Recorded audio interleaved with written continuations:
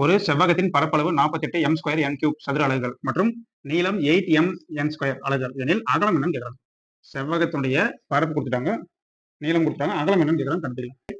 நீளம் இன்ட்டு அகலம், அதான் வந்து பரப்பு. செவ்வகத்தில் எல் இன்ட்டு பின்னு சொல்றோம். நீளம் இன்ட்டு அகலம் என்ன வருது? 48 M square n cube. M square n cube எழுதிட்டோம். நீளம் வந்து என்னது? 8 எம் என் ஸ்கொயர் இன்ட்டு அகலம் என்னது? அதான் கேட்கறாங்க. கண்டுபிடிக்கலாம்.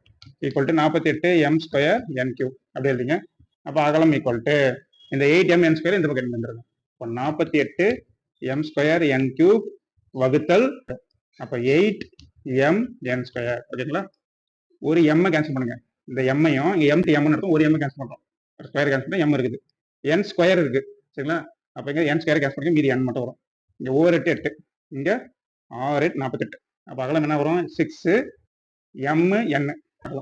எங்க இருக்கு பாருங்க, ஏ ஆன்சர்.